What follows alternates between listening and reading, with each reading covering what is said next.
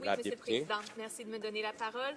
Je prends en effet la parole cet après-midi sur une question de privilège à l'égard de la question écrite Q393 que j'ai soumise au feuilleton le 27 mars 2014, de la réponse donnée pour cette question par le gouvernement le 14 mai 2014 et d'un document contenant des échanges entre fonctionnaires du ministère de la Citoyenneté et de l'Immigration sur la préparation de la réponse à ma question, document que j'ai obtenu grâce à la loi sur l'accès à l'information. Je suis d'avis que l'ingérence du gouvernement dans la préparation de la réponse à ma question écrite m'a gênée dans l'exercice de mes fonctions parlementaires et que ceci constitue donc une atteinte à mes privilèges de député. Mr. Speaker, I believe that the government's interference in the preparation of the answer of my written question has impeded me in the performance of my parliamentary functions and is, therefore, a breach of my parliamentary privilege. Je vous demande, Monsieur le Président, d'examiner les 3 éléments de preuve suivants lorsque vous étudierez ma demande. Tout d'abord, je vous demande d'examiner la question que j'ai soumise au gouvernement. Deuxièmement, je vous demande d'examiner la réponse qui a été fournie par le gouvernement à ma question. Finalement, je vous demande d'examiner les documents que j'ai obtenus grâce à la loi d'accès à l'information. Ces documents contiennent des échanges des fonctionnaires du ministère de la Citoyenneté et Immigration Canada à propos de ma question écrite Q393. Je ne lirai pas ici ma question écrite, mais sachez qu'elle portait sur le budget alloué, le temps d'attente moyen, ainsi que les ressources humaines affectées de 2005 à 2014 au traitement des demandes de visa, demandes d'immigration et des demandes soumises au programme de parrainage privé de réfugiés par le ministère. Elle était divisée en plusieurs sous-questions, comme c'est la pratique avec les questions écrites. Aux sous-questions concernant le temps d'attente moyen pour le traitement d'une demande de visa, pour le traitement d'une demande d'immigration et pour le traitement d'une demande soumise au programme de parrainage privé de réfugiés, j'ai obtenu la même non-réponse suivante. Je cite, « Pour répondre de manière adéquate à cette question, une longue recherche détaillée des dossiers de CIC serait nécessaire et ce n'est pas réalisable dans le délai demandé. Bien que certaines des données ci-dessus sont disponibles, de nombreux autres points de données nécessitent plus de temps à extraire en raison de la structure des systèmes d'information du ministère. Après le processus d'extraction, le rapport devrait alors être revu dans son intégralité afin d'assurer la qualité des données. Comme la question vise également des données sur une période de 9 ans, une réponse complète et précise à cette question n'est pas réalisable dans les délais prescrits pour les raisons exposées ci-dessus. Après avoir soumis une demande grâce à la loi sur l'accès à l'information, j'ai appris que ce n'est pas cette réponse que les fonctionnaires du ministère prévoyaient soumettre pour ma question. En effet, l'échange de courriels que j'ai obtenu démontre que les fonctionnaires du ministère travaillaient à répondre à ma question écrite. Dans un courriel daté du 1er mai 2014, un fonctionnaire du ministère explique que, vu la quantité d'informations demandées, la réponse prendra environ 2 semaines à être préparée. Elle explique donc qu'il y aura un délai, mais que le travail est tout à fait faisable. Un courriel datant du lendemain, le 2 mai 2014, ordonne alors aux fonctionnaires qui travaillaient sur cette question de suspendre leur travail car, et je cite, « Le bureau du ministre avise le bureau du sous-ministre adjoint des opérations du fait que nous nous servirons de la même réponse que celle que nous avons donnée à la question Q359. La question Q359 avait reçu une non-réponse de la part du gouvernement.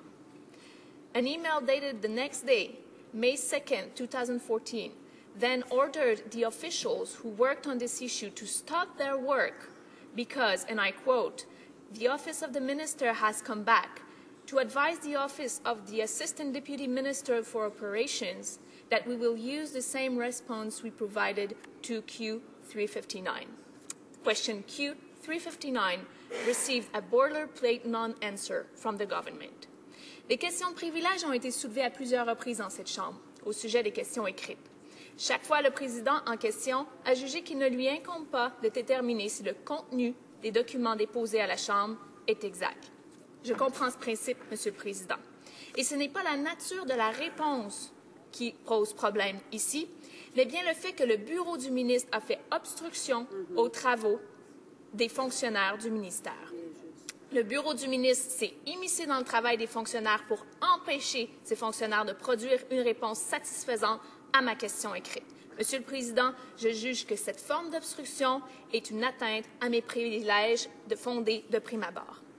Selon les procédures et les usages de la Chambre des communes, 2e édition, page 517, on énonce le but des questions écrites de manière suivante, et je cite, « Les questions écrites sont inscrites au feuilleton dans le but d'obtenir du gouvernement des renseignements détaillés, volumineux ou techniques concernant quelque affaire publique. » De plus, dans le rapport de la vérificatrice générale de novembre 2004, le chapitre 7, intitulé « Le processus suivi pour répondre aux questions des parlementaires inscrites au feuilleton », énonce que, et je cite, « Le droit d'obtenir les renseignements du gouvernement et le droit de le tenir responsable de ses actes sont deux des principes fondamentaux du gouvernement parlementaire. » Les questions écrites font partie de la trousse à outils des Canadiens, par le biais de leurs représentants élus, qu'ils peuvent utiliser pour s'acquitter de leurs devoirs fondamentaux de tenir le gouvernement responsable.